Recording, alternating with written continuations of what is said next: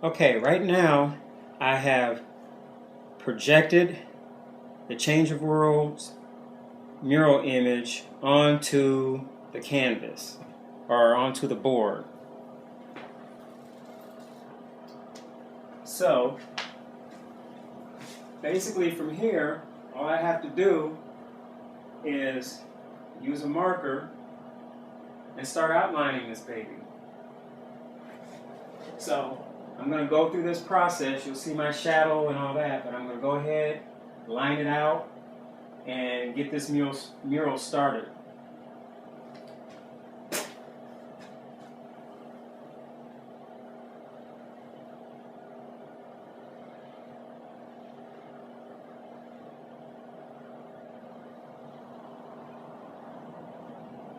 And you don't have to be too concerned about being perfect. You want to get this image down. And again, since this is just the outline, you're still going to be tweaking it further when you start painting. And the hardest thing is just kind of getting your bearings. It's kind of weird because you've been looking at this thing being little, and all of a sudden it's this big image. But the good thing is, since we put on that extra prime coat, we got 3 coats of primer on here, so we've got a fairly smooth surface to outline with, even though this is a piece of old plywood. Shape the marker here.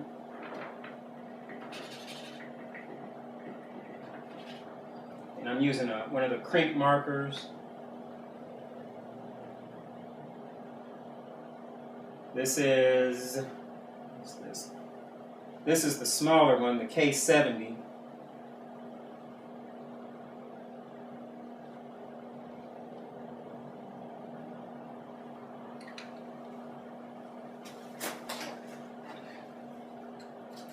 Now I'll use a K71, and you'll see the difference here.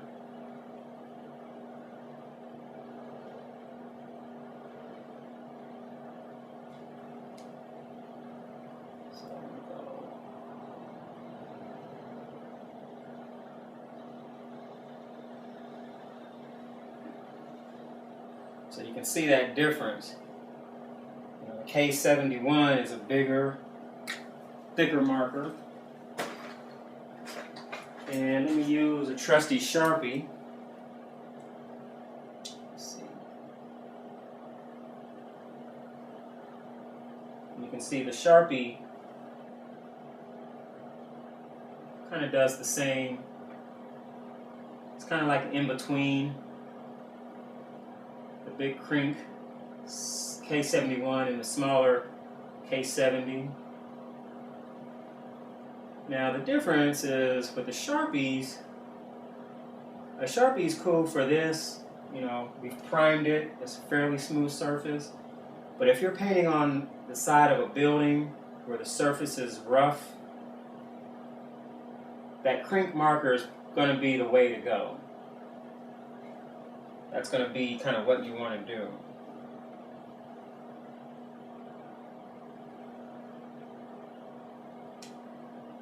So you can see I'm just lining it out.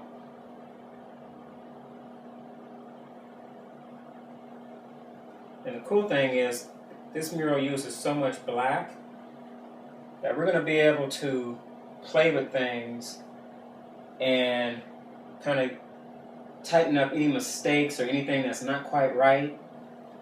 So the key right now is we want to just get that image transferred on the surface.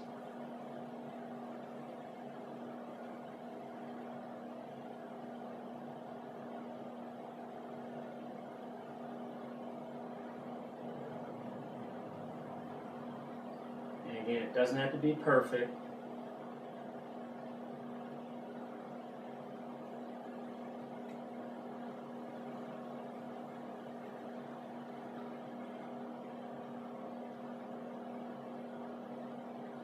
That paint's going to cover.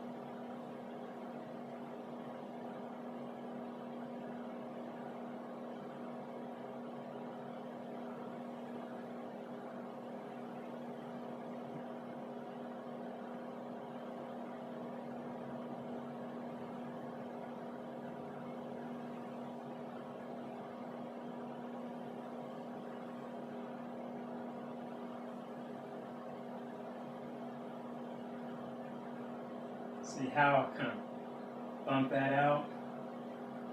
It's corrected. Sometimes you have to kind of stand back a little bit to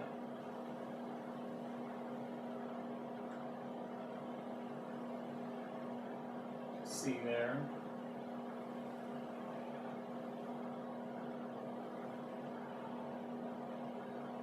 Now you can see, as I've been doing that, my Sharpie has just kind of died a little bit on me. And that's kind of the bad things, I guess, about using a Sharpie, and why so many people kind of stick with the crink marker. Because the crink marker actually has like has ink or a dye chamber, and the tip is much tougher. I've used crink markers on like bricks and you name it, and they don't mess up. So you may want to, like, you know, maybe start with a Sharpie and try to see how far you can get, or buy, you know, 5 or 6 Sharpies, because you're going to get that kind of, you know, it's going to start to fail on you, whereas a crink isn't going to do that.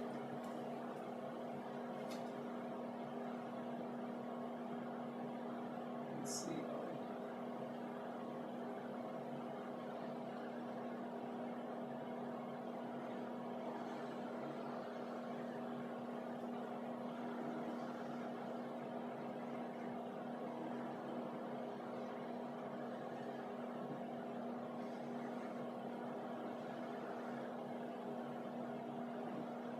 Just getting the basics here.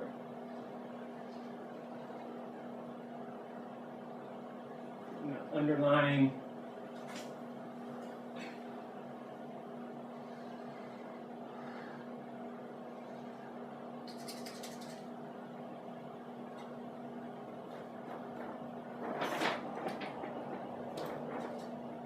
and this thing is like spray paint.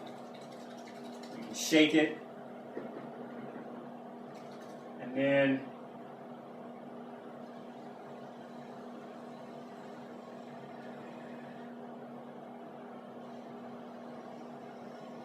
got that nice clean thick line.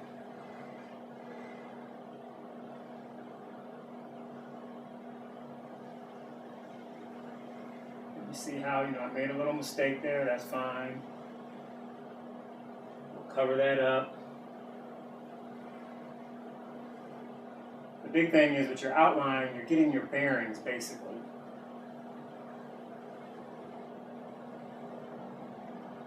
And once you have kind of your bearings straight, you know, you're going to be able to fix things, and, you know, you'll even improvise, you know.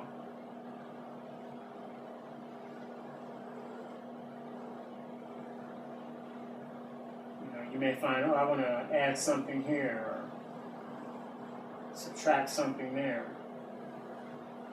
Now you notice my edging is off a little bit, but that's something that I can fix in painting. You know, if I wanted to really be crazy with it, you know, I can say, okay, let me change this, let me do that. But I really don't want to do too much of that, you know. But you can see how, you know, you can play with positioning on this end, on the back end over there. So I'm gonna, you know, keep it back kind of the way I had it, and continue outlining. See, right there, I'm off. No biggie.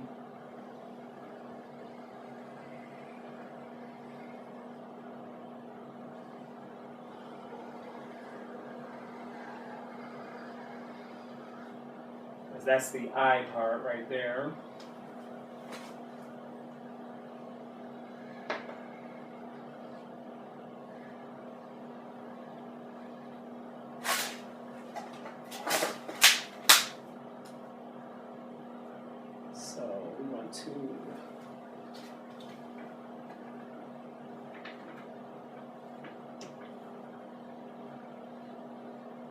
See, like even right there, I'm changing the star a little bit.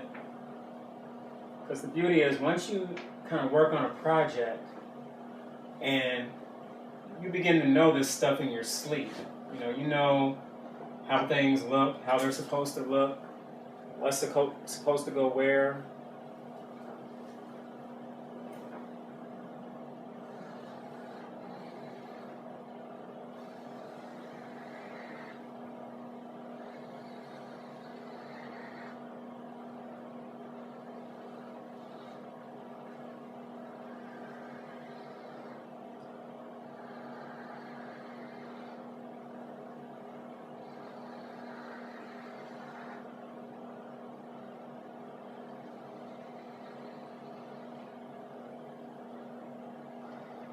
See, this is that purple little lip.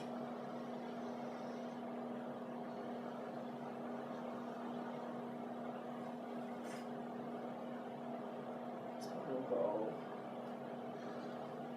adjust this.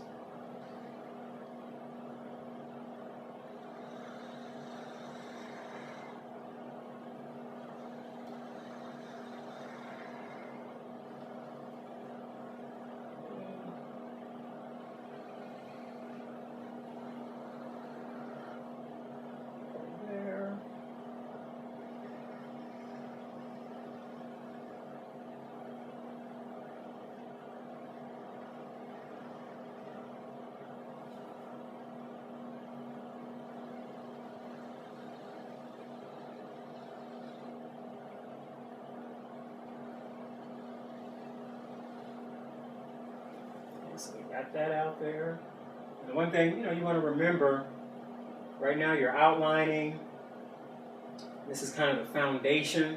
Once you start painting, the beauty is once you paint, you can really decide, okay, I'm going to tighten up certain areas. Certain things aren't quite right. I'm going to correct this, self-correct, or maybe I'm going to change something. But the key is you want to get this outline here, and this is going to be something that guides you along with your final mock-up. So you want to have that final mock-up and this outline, and that way you'll be able to replicate what you've done on paper.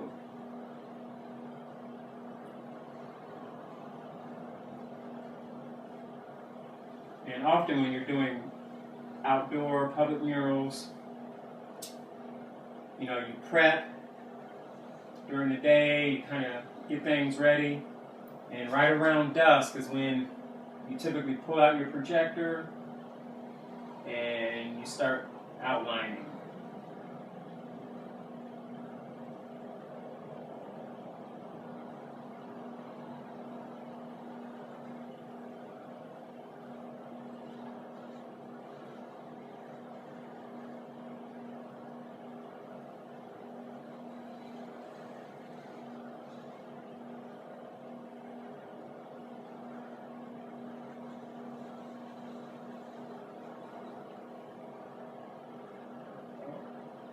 That's that bottom eagle.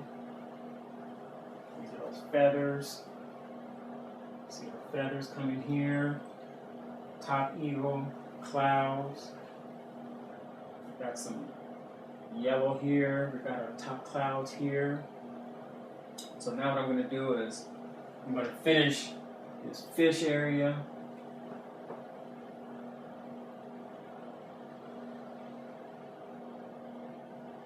And you know, sometimes you have to pull your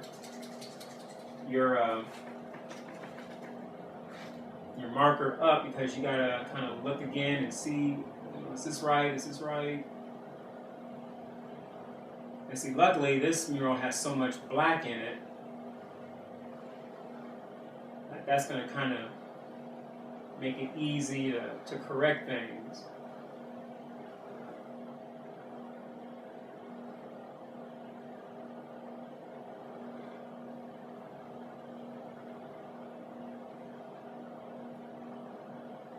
Eye.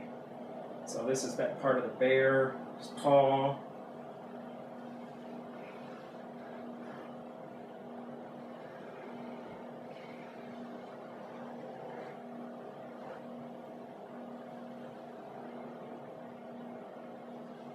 And this is part of that kind of Northwest art stylized outline. That will be white or be an infusion of color.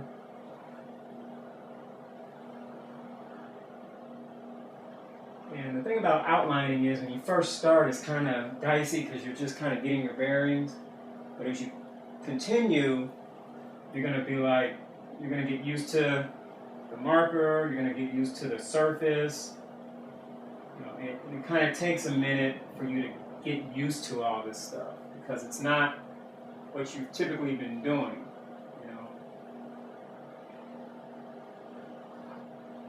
And also with mural painting, often you're doing so many things. You know, the stuff you're doing is artistic, but it's also like home improvement type stuff. You know, you're using your right and left brain, so sometimes you have to readjust.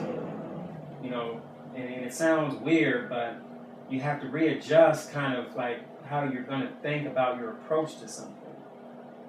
So as you continue, you know, something may not quite be right, but as you go along, you're going to get better and better at it. And the beauty of this process is you're able to kind of self-correct in each iteration, you know. And so we're outlining, but then when we start throwing down color, you know, we can make things smooth. We can make things the way we want. We can change things, okay? So I'm going to go.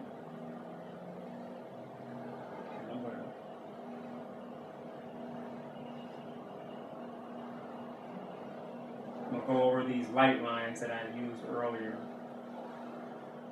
And like that light marker, sometimes that's going to work for things you want.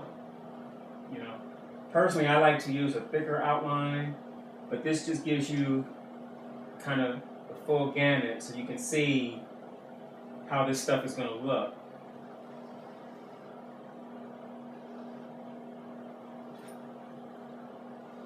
So let me go here, and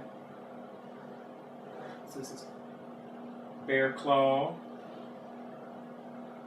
and this is that inner part of the bear's paw.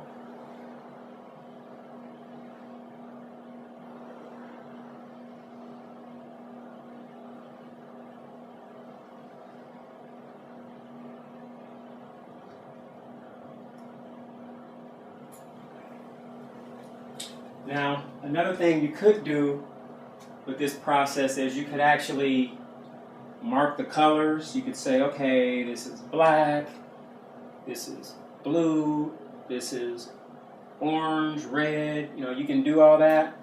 I'm not going to do that because I want to be able just to kind of on the fly pick colors based on my design. But a lot of times you can use a color chart and then here use letters or numbers to mark everything. And then that's really good if you have like volunteers or people who aren't really, you know, artistic.